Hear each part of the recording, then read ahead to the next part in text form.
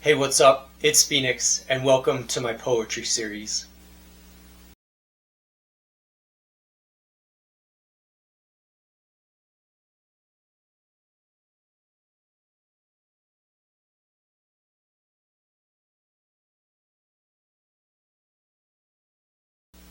I'd like to read this poem by Hart Crane called Legend. It is in the public domain. Enjoy. As silent as a mirror is believed, realities plunge in silence by.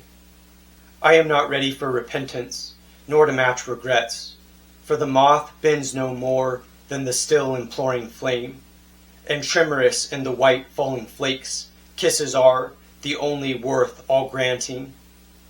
It is to be learned, this cleaving and this burning, but only by the one who spins out himself again. Twice, again, the smoking souvenir, bleeding eidolon, and yet again, until the bright logic is won, unwhispering as a mirror is believed. Then, drop by caustic drop, a perfect cry shall string some constant harmony, relentless caper for all those who step the legend of their youth into the noon.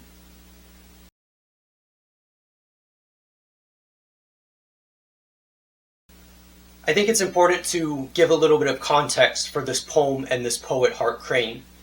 Hart Crane was a modernist poet, and his poetry has been compared to Romanticism, and Hart Crane has been compared to America's lost romantic poet. Hart Crane is definitely writing in a dense style, though I think the reason why he might be compared to Romanticism is because some of his poems come across as lyrical.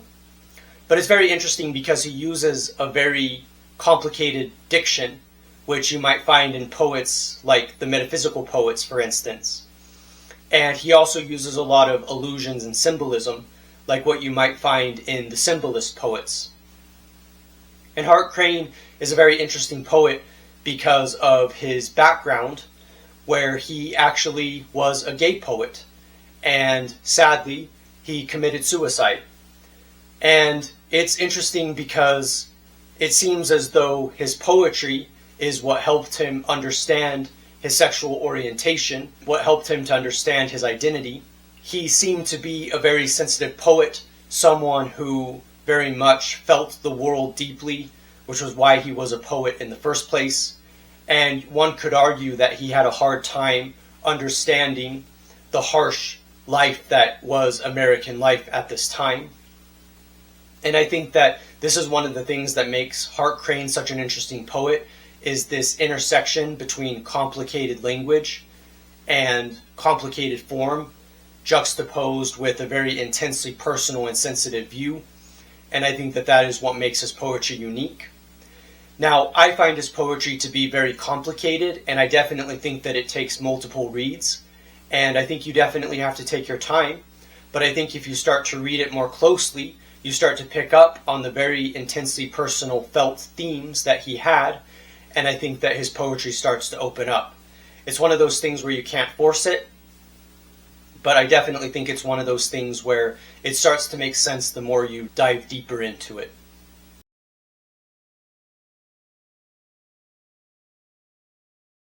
So what is Legend about? What is this poem actually about? And I think that that's a good question. The poem has been likened to being a coming out poem, where he's expressing his identity and expressing who he wants to be. I think that that is why there are a lot of references to the word legend, the idea of legend, especially this last line. For all those who step the legend of their youth into the noon, it's like he's stepping into himself. He's stepping into the legend that he believes that he is, which is very self-empowering, and I think is partly the beauty that strikes me in this poem. I do find it very interesting that he uses the mirror analogy a couple times. As a mirror is believed, for example, as well as unwhispering as a mirror. And it seems as though this poem, which is very much contrasting with the modernist ethic of intense narrativization and opposed to the lyrical, where very much this poem feels lyrical because he's thinking about his own self-image. He's thinking about who he is. He's thinking about what his personality and identity actually means. And I think that that's why the mirror analogy is used. Now, one thing that I find remarkable about this poem is actually the way in which it's written. You could describe it as the syntax and the way the punctuation is used. I encourage you to look it up online, as you can find it easily. But it very much has this free flow where it does definitely have thoughts that are interrupted by em dashes and commas and periods, but it also kind of lets itself go. So for example, the phrase twice and twice, again the smoking souvenir, bleeding eidolon, and yet again. If you think about the syntax of those lines, they're actually a little bit choppy, you could say, where it flows beautifully because of the actual rhythm of the words, but actually syntactically seems to be incorrect. But I think that's what makes this poem unique, is that the poem has its own unique flow. It has its own imprint on the page and imprint in your mind of how you read it. And I think that that's what makes the poem very unique. Now, I do think one of the beautiful metaphors that he uses in this poem is when he talks about the harmony, the consonant harmony, which he's talking about the caustic drop. Drop by caustic drop, a perfect cry, which actually reminds me a little bit of poems that feature beauty through descriptions of music. So, for example, I think of 13 Ways of Looking at a Blackbird, where Wallace Stevens is thinking about the caustic nature of a symphony or cacophony, in this case thinking of a cry of birds. And that might seem like a little bit of a different analogy, but I think it's important for capturing this theme in modernism of this cacophony through sound, and using sound as a way of illustrating the themes of the poem. And I think the phrase "a perfect cry" definitely captures this sense of anguish that Hart Crane himself might be feeling, or that the speaker in this poem might be feeling, but captures it in such a way to where it starts to become a harmony. And I think that that is an incredibly beautiful theme. Now, overall, I think this poem is very well written due to its unique style. I don't know a lot of poems that are written like this, even though many poems can be single poems that are only one page or only a few pages.